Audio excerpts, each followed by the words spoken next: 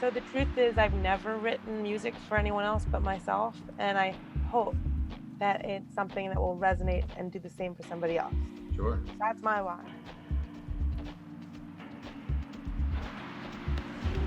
Ariel Lask, probably one of my favorite people in the world. But in this conversation, we talk a lot about her story, which is amazing. She's lived all over the world, written with amazing people. You're going to want to learn about the industry, learn about how to get in front of publishers. She's got a beautiful story and has a wealth of knowledge. So check it out. You could turn it into this whole thing. So you can do anything, but it's still a Zoom call. So you can do these multi-cameras. You can have as many cameras as you want and all this cool stuff. We legitimately set this little scene up in 5-10 minutes probably. Yeah. Wow. We've been here all morning. All 10 minutes. We put all the logo 10 minutes up this morning. That's way more high tech than what Tony and I do for the podcast. We need some tips. But here's the thing. Wait, I want to hear how your call went yesterday, and we'll edit all this stuff. But I just still How'd the call go yesterday? With Dave Stewart. Yeah. It was Wednesday. Yeah, Wednesday. Oh my God, he is like, David Bowie is like from a different planet in the best way. I didn't know that, so you just said it, but yeah. Have you ever listened? You have to like watch his interviews. When he speaks, it's like otherworldly. I know. And that's how Dave Stewart is. He's not one of us. He's like, he's a human, obviously, but his brain works in like a way that I never knew could happen. Sure. Well, that's exciting. And it was one of those moments where I was like, yo, you're like better at this than most people. He's been doing it for how long? I know. I'm like, you know what? I like what I do, and I think I'm okay at it. But wow, there are some people who just came here to do something better. Well, we all need people and things to achieve and strive towards, right? Yeah. Also, if I disappear into my background, just let me know. It's actually kind of a cool graphic. It's taking me. Don't do it. I'm going to what's the Stranger Thing? I don't watch. What's the Stranger Things? The Upside Down?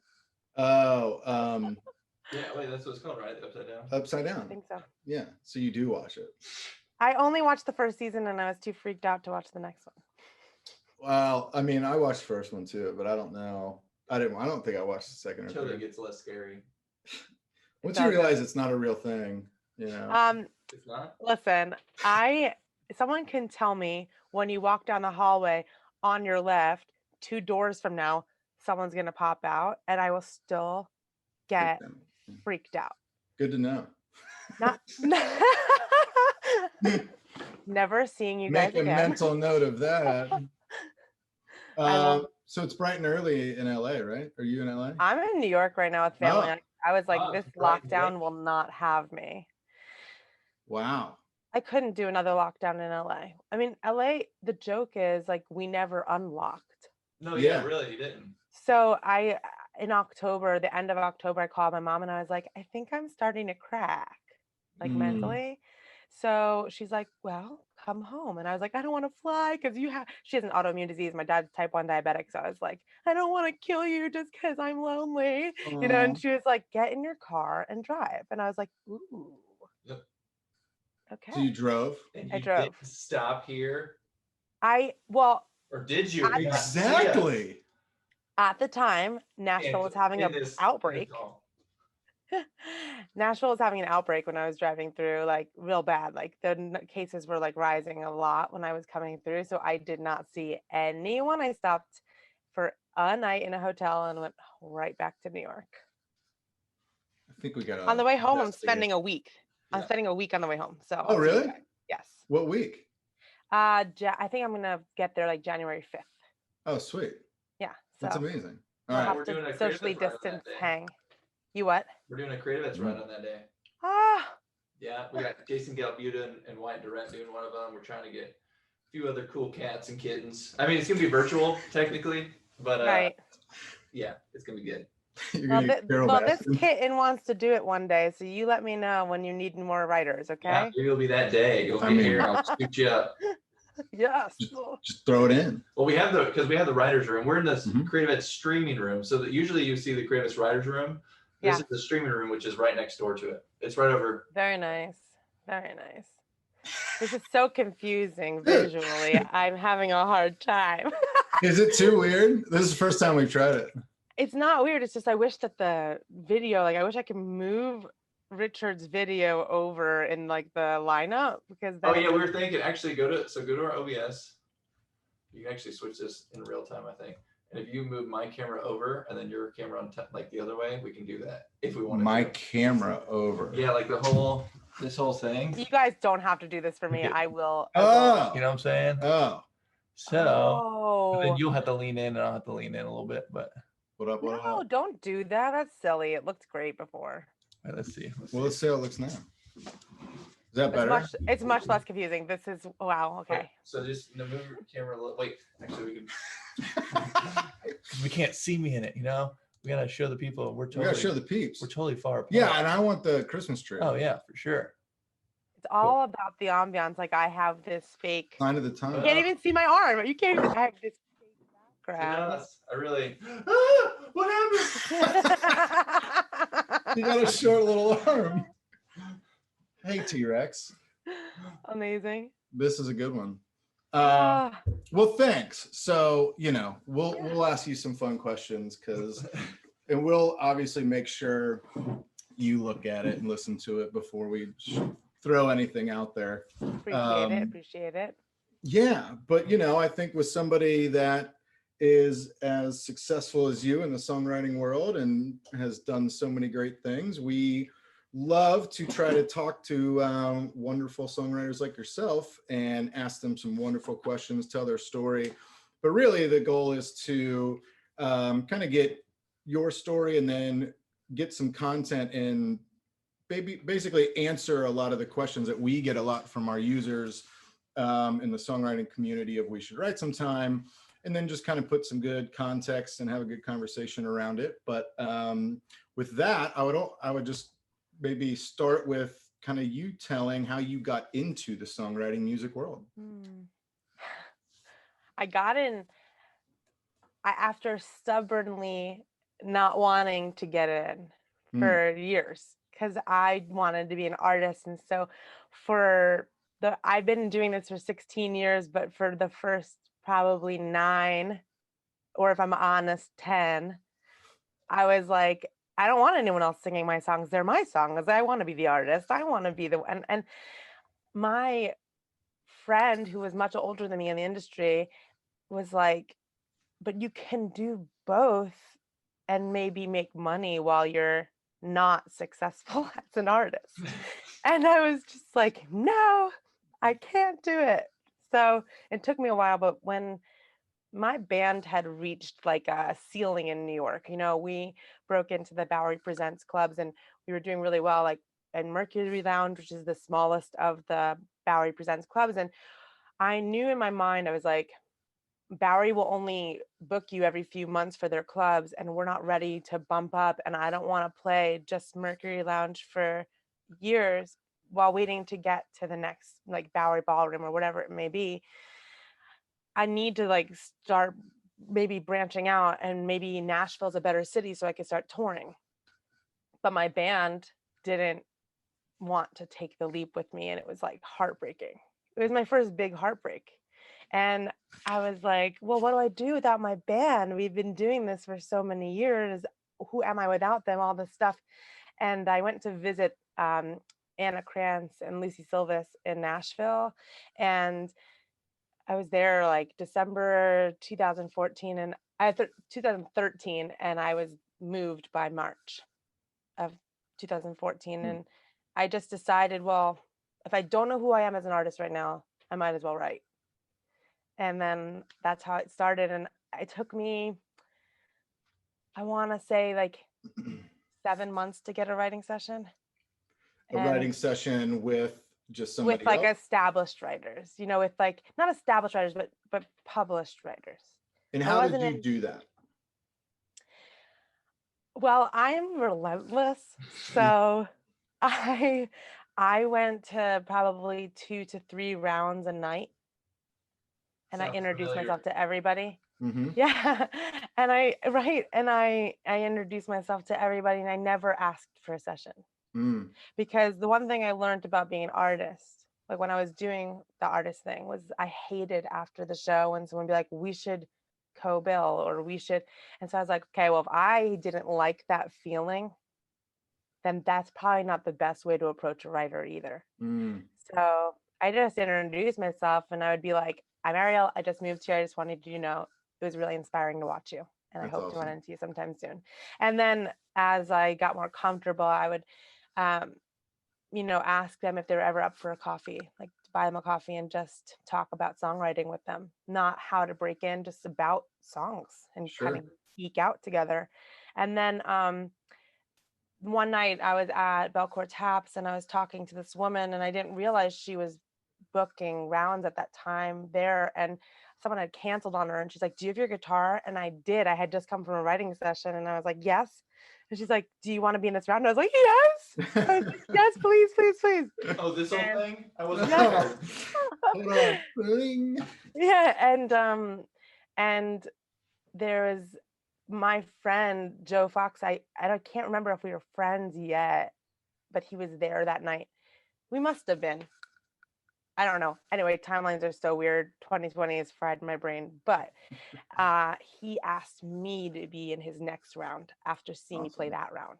And that's how it started. And I played with Joe a lot. Like I actually owe Joe Foxen, Tessa, her artist name is Tezza. But I owe both of them my start in Nashville really because their writers rounds got me all of my writing sessions in the beginning. Sure. So, and so when you say you learn kind of the approach from the band days, when you say co-bill, like what does that mean for anybody that doesn't know? Just sharing a night at a venue, you're not really headlining at that level.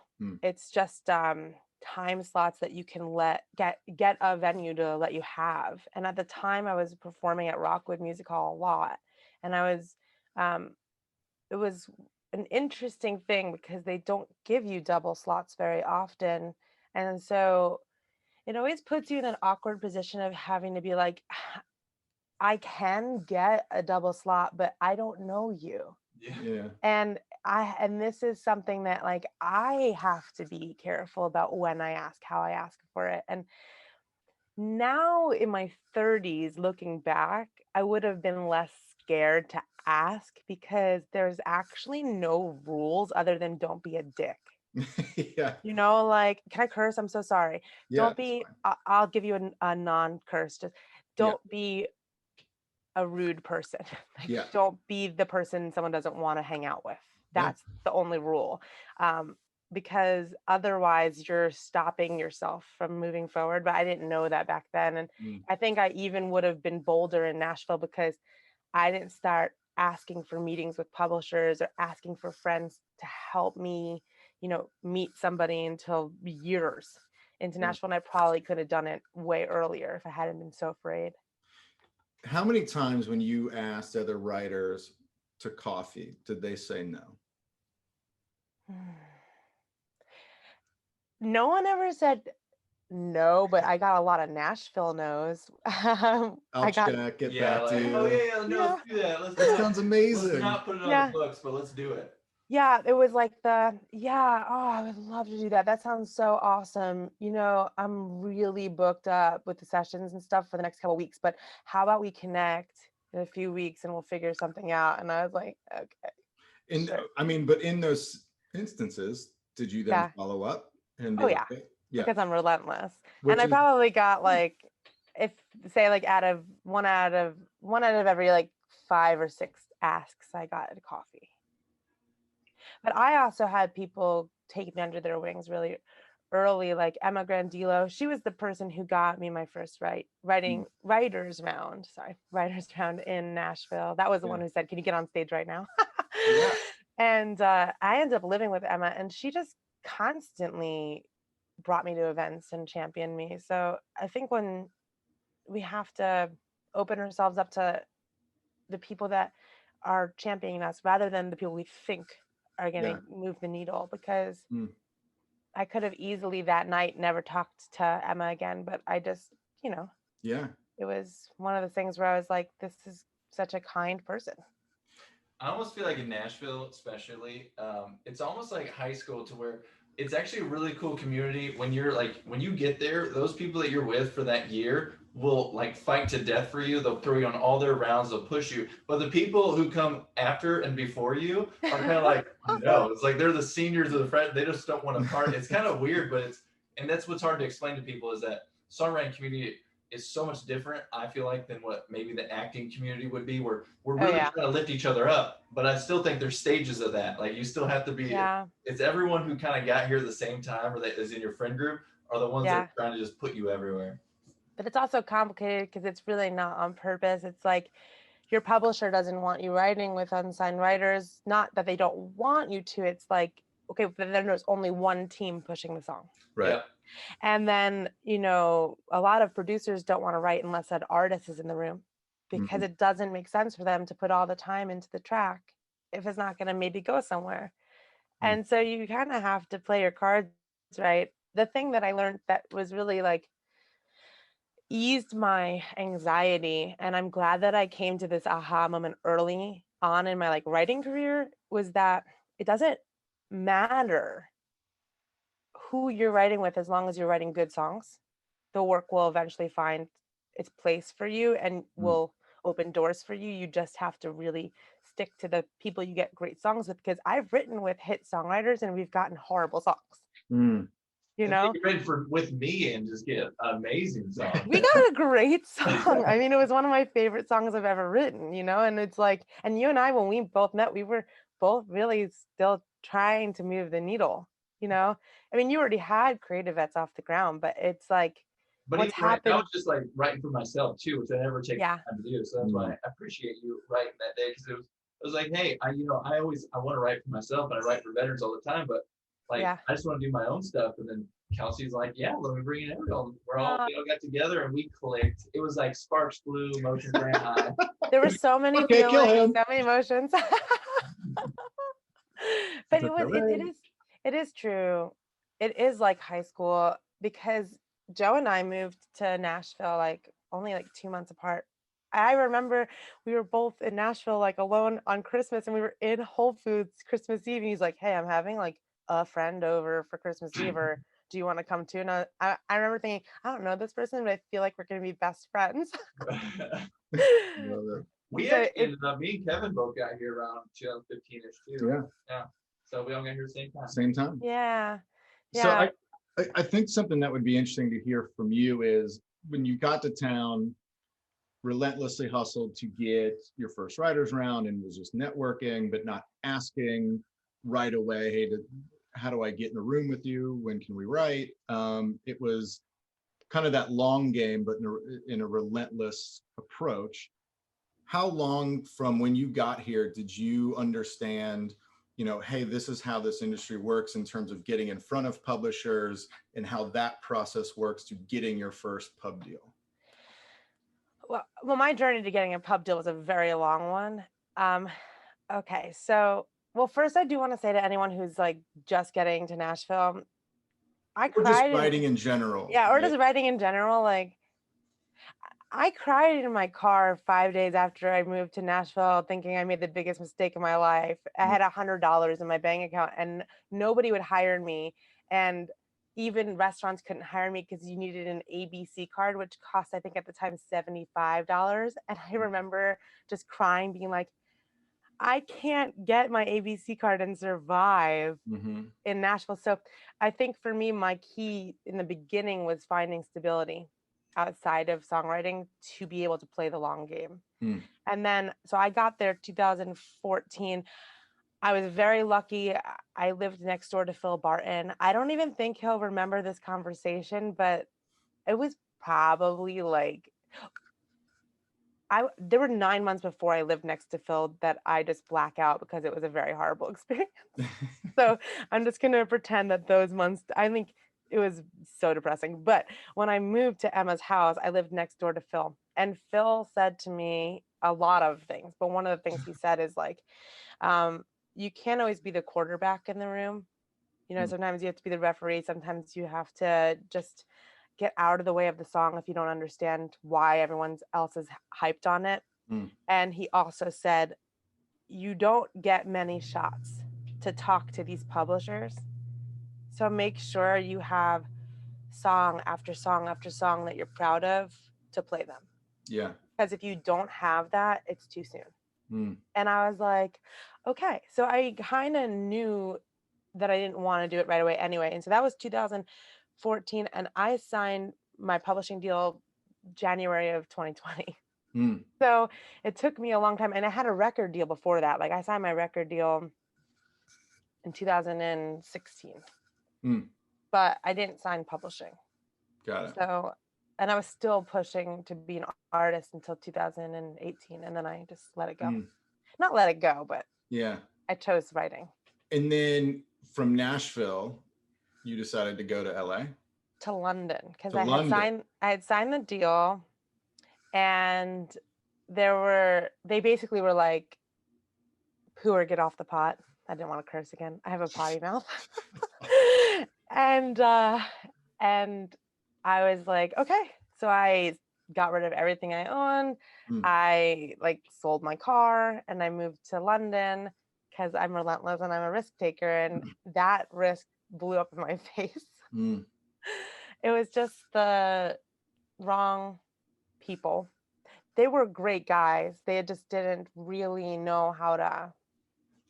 Well, I'll just be blunt, because anyone out there that's going through this, you're not alone. They basically said, when we close our eyes, you're the perfect artist that we look for our whole careers, but when we open our eyes, you don't match. That was what my manager said to me. Wow. And I was like, well, then why did you sign me? I don't understand why you decided to work with me if you feel that way. So I ended up trying to make you what? What was the response to that? Oh, I think at the time I told him, because I'm relentless, my response wasn't that. My response was, well, this is who I am, so you better get behind it or let me go. Sure. And in the moment that he was like, well, I'm behind it, and the label was behind it. And then I remember because my visa was running out, and I had to figure out a long-term visa. And 2 days before I was leaving, they were like, we don't know if we want to push you as an artist. We might just want to push you as a writer. And it was just heartbreaking. Sure. So I came back to Nashville and I recovered there for 7 months, and I didn't do much. But the thing is that trip, that move to London changed my life, because that's when I wrote the song that was my first radio single. And I wouldn't have been in that room had I not been in London. Yeah. And then I moved back to Nashville just for a couple months to recuperate. And that's when I got my first song camp, which was a Danish writer's song camp. And the funny story behind that is that I hadn't taken a vacation in 7 years, legitimately never took a day off for 7 years. I even missed my family vacations. Oh my God. And which I want to say something about later on to any aspiring writers, but I had a 10-day vacation plan with my childhood best friend, and I was supposed to leave the next day, and I got a call from Lisa Go, and she was like, someone dropped out of this camp. Do you want to be in? I think it was actually 2 days away. She's like, it's in 2 days. And I was like, yes. And then I'd call my best friend. I was like, I have to cancel. And she's like, you're the worst. You literally never take a break. And I was like, yeah. But I rescheduled the vacation and actually took it. But that camp changed my life, because that's when I met all the Danish writers. And then when I did move to LA, I had been asked by some of those Danish writers to come write in LA for a week. And I was like, well, if I'm going to write in LA for a week, and I've always wanted to move to LA, why not just move further? Right. So that's what I did. And I also had no money in my bank account and cried in my car, but it's fun. That's your entry into a new city. Just give me 5 days to cry in my car. Wow. When I hear that, what I get is the fact that you're going, hey, no matter what the circumstances, I'm willing to take a risk and be relentless Mhm. and kind of have that no fear mentality about it. And Yeah. I think that's super inspiring. And it's probably, there's probably some songwriters out there. They're like, well, I can't just get up and move and go to London and then go to LA and, Yeah. doing all these things. And I don't live in these big music town city type things. And so I think some of the questions that we get a lot are, well, yeah, I definitely think I have great songs, but what should I do in terms of getting it in front of publishers and those type of people that I think should hear my great song? I know it's not an easy answer, but that's one of the questions we get a lot. Well, I have to say also, being able to take big risks came from having a family that let me fall apart. Mm. Like I was never going to be homeless, and I knew that. My family can't financially help me, but they've always emotionally supported me, Sure. and they've always given me a place to build myself again.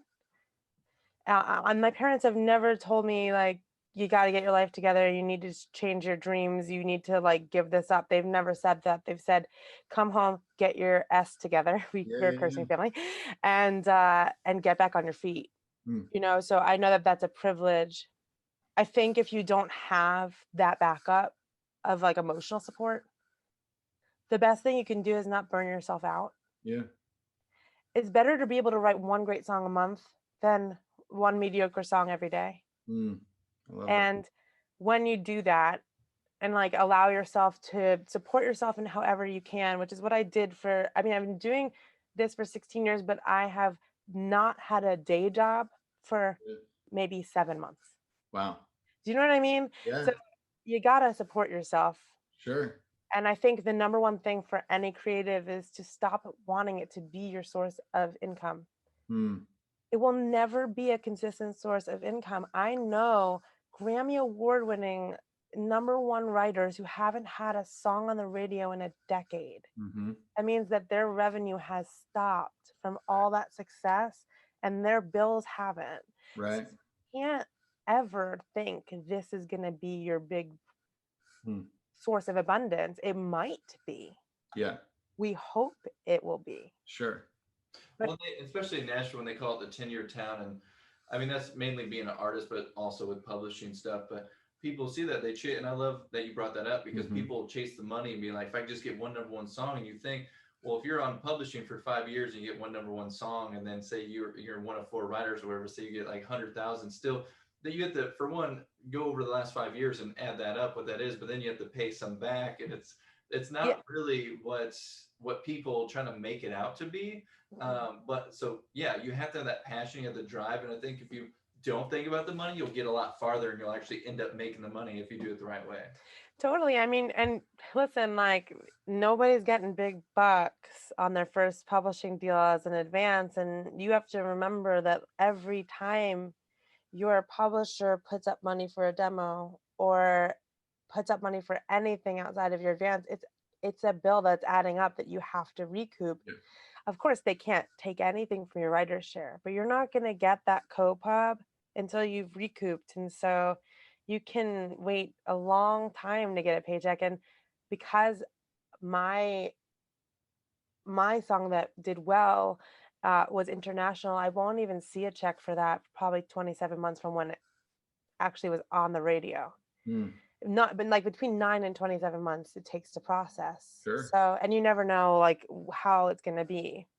I did get the streaming, and it just makes me so mad at Spotify because it was so bad, but it's fine. We're working on it, Yeah.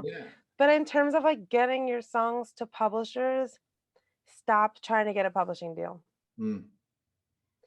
I don't remember who told me this. I wish I did, but it changed my whole perspective.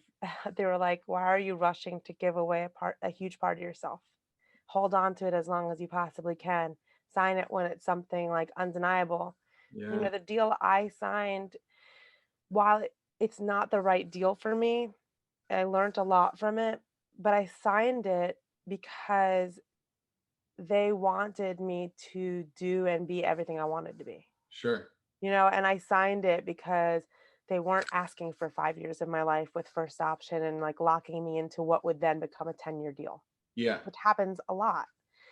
And so my advice, instead of trying to get your songs in front of publishers, start saving up for a trip to a music city. Yeah. Start meeting people. Yeah. And even if it takes 5 years, Right. well, it will take more than that if you're at home wondering how to do it. Yeah. I love that. And I think you just said a lot in terms of the pub deal structure of it. And I think, how did you learn that stuff? Like, was there somebody that helped you understand this, or did you read a book? Or I read a book. I actually have it on my shelf. It's called All You Need to Know. The shelf behind you? That book right behind you? Not the fake one, but I have one in front of me.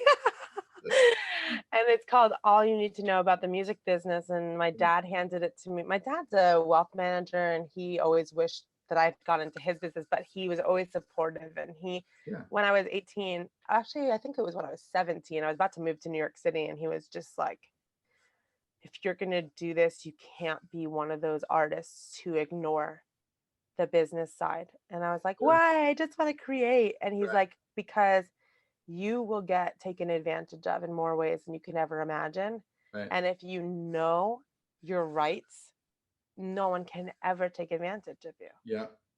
And it changed my life, because when I was meeting with publishers, they knew right away that I knew the business side.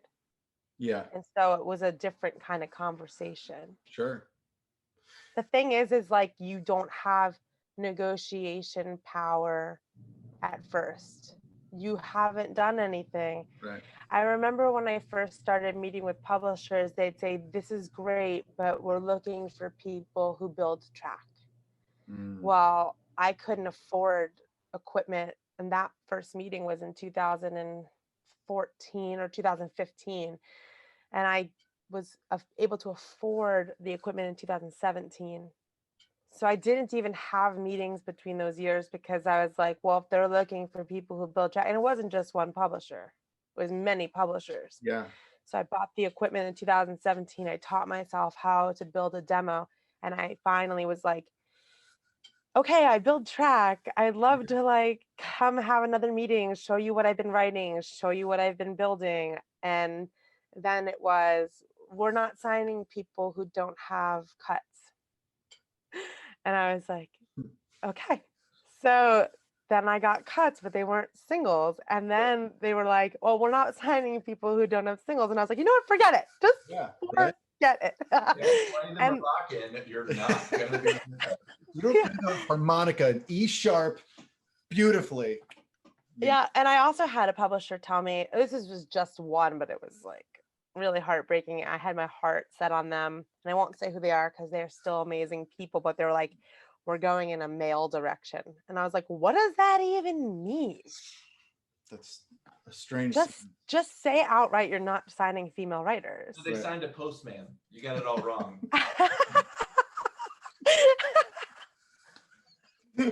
That I can't with your dad jokes. I love them. It's all day, every day, and I enjoy it. They're so good. It's just so clever. But you know, I have to say, just in like brutal honesty, I have been relentless my whole career until London. And when I came back from London, I was not okay. I just wasn't, because I had heard all of those nasty things before, but I just was young and stupid enough to keep going. I was just like, yeah, it's fine. It doesn't hurt. But I think as you get older and it doesn't happen the way you envisioned it, and then you hear it again, eventually it does break you. Every one of us is going to get hurt by this industry. I was lucky that it took, at the time, it was 14 years in the industry before it broke me. And it broke me, and I went home, and I had thought that I had suffered depression before, but I did not, because this was real. I couldn't get out of bed, couldn't eat, couldn't sleep, losing my hair. And my dad, my parents are the best people in the entire world. Like, I hit the lottery. But my dad came into my room and he gave me this book called Relentless by Tim Grover. I'm a huge sports nut. Love it. Yeah. And he was the personal trainer and also just like life coach to a lot of the greats, Michael Jordan and so many others. And he said, read the first chapter. If you hate it, you could throw it at my head, but I just want to remind you who you are. And it woke me back up. But even still, and after I got back on my feet and decided to move to LA, I was still very broken. And at that time, I decided to just kind of give up the fight to become a songwriter or a musician. And I was like, I'll always perform and I'll always write songs, but I think I'm done trying to make it my career. And then like 3 weeks after I got to LA, I got offered a publishing deal. And then like 3 months later, I found out that my song was going to be a single. So I think sometimes you have to surrender. Well, and I, I'm not in connecting those dots. I'm trying to think, right? Like that's so applicable in so many things of just when you're saying like, if you want a pub deal, don't try to get a pub deal. Yeah. And it's like, it got you to the point of like, I'm truly doing this for me and only me. And then success starts to happen. And there's so many people that talk about that journey, but feeling it and doing it is different than someone going like, yeah, like stop doing it. You're like, what do you mean stop doing it? Like, that's what I need to do. I need to get I want a pub deal. I want a pub deal. And you're like, don't try to get a pub deal. And it's like, what's that movie where he's with Paul Rudd on the surfboard? And, he's like, you're doing too much. He's like, I love that movie. Hop up. Well, that's too fast. Too fast. Go back down. Like it kind of reminds me of that in a little bit, right? Yeah. There's some weird connection to that. But I guess it's as simple as like, when you're at a party and there's that person who really wants to be like popular and they want to make friends. And so they're dominating the conversation and they're dominating the space and you don't want to hang out with them because they're too much. Yeah. Don't be that person. Just like be the person that like, and I know this is hard and I didn't believe in myself. Even today, right before we started, I was like, I'm not successful enough to do this. Because for me, I was like, I haven't signed a major, publishing deal with like a Universal or a Sony, and I haven't won a Grammy, and I don't have a song on US radio, and I don't have a #1, whatever that. And then I reminded myself, like, you started a podcast to inspire people to enjoy the journey, and you're fine. So, like I celebrate this moment, not necessarily because of me right now, but whenever I'm like feeling badly, I remind myself to celebrate that 5 years ago, I was crying and begging for this moment. Well, and that's where I had a similar conversation with a good friend of ours, amazing songwriter, right? And I was talking about him having a similar conversation. He was saying kind of the same stuff. He's like, I said, look, I'm not asking you like, how do you get #1s in the music industry, right? Like, I want to hear the journey and talk through the things that if you were to go back and say, hey, when I first was trying to make it in this business, and you look at where you're at now in 2020, like, how much would you pay to be like, God, I can't wait to be that person, even though you're still going? You're like, man, I'm going to have a pub deal. I'm going to have a cut that's all over the song that's on the radio all over the world. And you're like, that's all I want. Yeah. And it's just like, so it's taking those moments to pause and be like, go back 14 years and be like, where are you going to be in 2020? And it's super hard to stop and enjoy that moment. But it's very valuable, right? Because I think there's so much applicable stuff that you went through that is very admirable and inspiring, because everyone's journey, I think, is different in this space, but I think there's characteristics of everyone's journey that is similar when it comes to, and I hear it all the time. And I laugh because a podcast I did with my buddy, he was like, this female artist songwriter said she was told to be more like other artists and musicians, and then she went and did it, but then they go, well, now you're too much like them. we already have those, you know, female musicians. And then she was like, well, screw this. I'm going to write the way I want to write. And then that's when she got her first record deal and her first huge hit. And I was like, there's something to that. And I don't know what it is, but it is kind of that being honest with yourself, and people recognize it and are drawn to it. That's the thing. I mean, listen, when I signed my first record deal when I was 19 years old, I knew nothing about the world or music. I was not supported by my team, and they wanted me to be the quote unquote American Amy Winehouse. And I was like, but Amy already exists and she's unreal. And I don't want to be Amy Winehouse. I want to do this. At the time I dreamt, I idolize Robert Plant and Led Zeppelin, and I love Heart and the Wilson sisters. And I just wanted to do rock and roll. Yeah.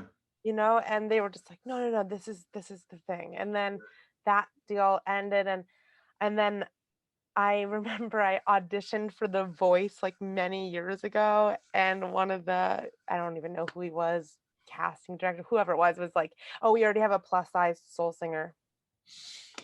I was like, well, I'm not a soul singer. Yeah. And you can have more than one heavy set person on your show. It's not going to crack the internet. You know what I mean? Like, it's going to be okay. The world will survive. But I think that every person will be told who they are, and it's your choice if you believe it. And like, I think we have to be more honest with why we do what we do. Everyone has a different why, but music saved my life, and music is how I don't like implode emotionally. I have to write the song so that I don't let it fester inside of me. Yeah. So the truth is, I've never written music for anyone else but myself, and I hope that it's something that will resonate and do the same for somebody else. Sure. That's my why. I love that. But I used to say all the time, I write for everyone else. I'm writing this so it can help people. And that's true. That's like a piece of it, but it wasn't authentic. Yeah. My authenticity, my truth it's a pretty selfish process for me. Yeah. And I don't care if it's the right time signature, if it's cool, because it's mine. And I think that's why it took me so long to push my needle forward, is because I didn't want to make myself something, or I can't tell you how many managers or labels or even publishers said, what's your story? We need to be able to sell it. Why? Yeah. My songs are my story. Right. I don't need to, I have a story. We all have a story. Right. But I don't need to like share the most hurtful parts of my past. Or I remember, because I have severe hearing loss, and I remember one of my friends, bless their heart, was like, now you have a great story because you're this musician who's like gonna go deaf by 50, and like and like it's a time, it's like a rush against the clock. And I was like, super no. Yeah. No, like that's not what I want. I just want to write good songs and let them go where they're supposed to go. And I don't need to sell myself to be successful. Right.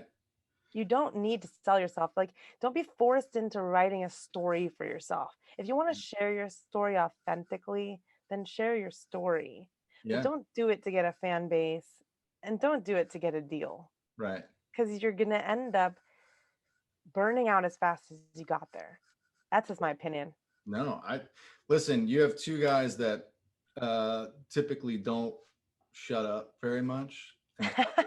And like hearing you talk is I mean, without a better word, just super inspiring. And I just want to keep hearing you talk about it.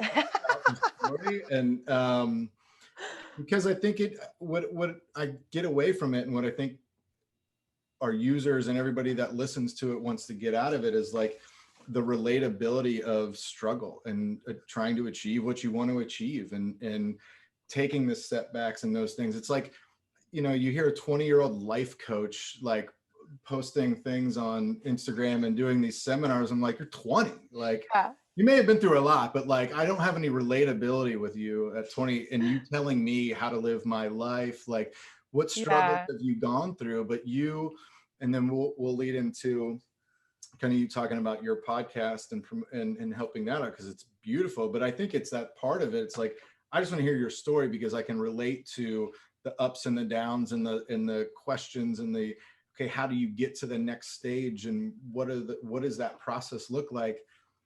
And at the end of the day, it's hard as hell. Like, and it's going to be a struggle, and those that power through it and are relentless as you are, and go, I'm also a self-learner, and if no one's going to teach me, I'm going to teach myself. Yeah. All of those things are stuff that you go, this is why we listen to you, right? Right. Listen to her, because like, even though if you can't move to different amazing music cities, this is how you do it in your own way, in your own story. Yeah. So, I just think that the key for me, and it might not work for everyone else, is like, right. Money's always been my block because I'd never had a lot of it. And I still don't have a lot of it. I believe abundance will come to me. I have a really good mindset around it, but I budgeted and I decided that it wasn't going to stop me. It might take longer. And I made it a point to take the clock away. Yeah. You don't have to have a publishing deal by 20. Mm-hmm. You don't have to break as an artist by 18.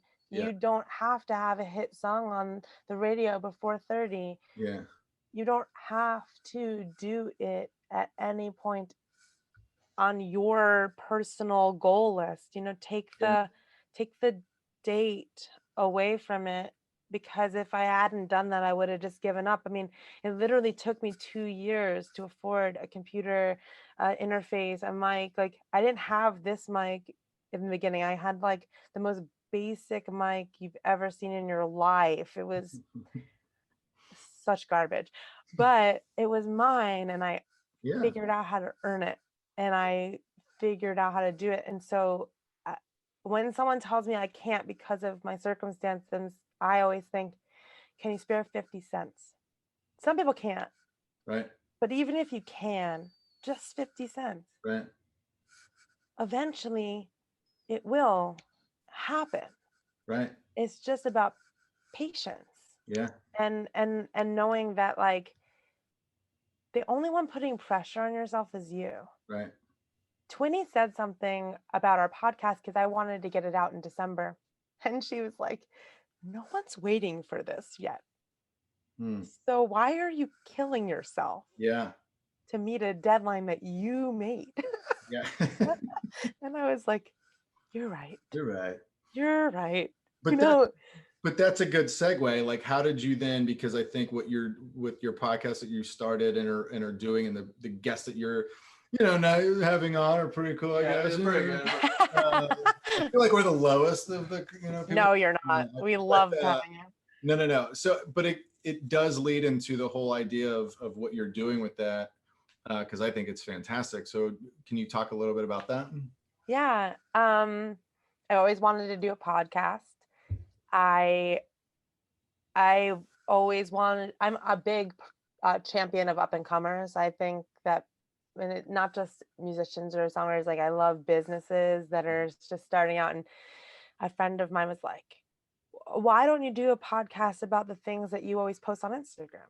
And I was like, maybe. And then I just had this, like, this moment where I just heard breaking through pop into my brain. And so I was like, oh, that could be cool. Yeah. So I called up Twinnie and I was like, would you be on my podcast if I had a podcast? And she's like, well, what's the idea? And I told her, and she's like, well, can't we just do the podcast together? And I was like, yes. Yes. And so we developed it more, and it really, the root of it is this. When I was 27, I finally realized to enjoy the journey. And I didn't come to that realization on my own. My friend was like, I had said to my friend, I can't wait for my career to start. And my friend was like, so the problem is it's already happening. But you're so focused on what you think success is, you're missing everything. Yeah. And I was like, I literally bawled because it was true. And it wasn't just in my career, it was in everything. It was in even my love life of, like, I would used to say, oh God, no one's ever loved me. And it's like, well, that's not true. I've been in relationships and there has been love. It just wasn't the right love. And it's the same thing with music. Maybe it wasn't the biggest gig in the world, but it was a gig. Sure.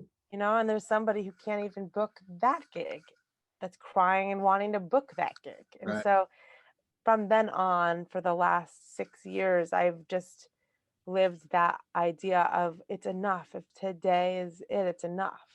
Yeah. And actually Dave Stewart said that on the show the other day. He was like, I celebrated every moment as if it was maybe the last one, because that was great in itself. Yeah. And so I'm glad we started doing the podcast. It's just in celebration of what you've already done. Yeah. And also helping people realize that they need to start celebrating themselves. Listen, if all you can do is write one song every 6 months, celebrate it. You wrote the song. There are some people who doubt themselves so much they can't even pick up the guitar. And so I just want people to listen and laugh with us, cry with us. Like, we pick people from all different industries because we wanted relatability. Of course it's music heavy because we're music heavy. Right. but just know that that the only person that will tell you you're not successful is yourself. And I'm guilty too. I mean, even today, I had to remind myself it's okay. Yeah.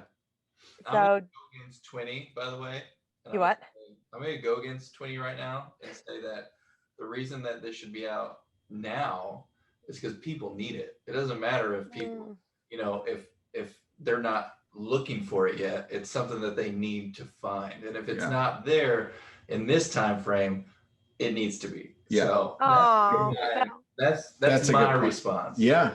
I love that. My goal is January. I'm editing all the episodes right now. Let me tell you something. Podcasting is a crazy world. Yeah. I went into this like I'm pretty good at vocal editing, but I am great at vocal editing now.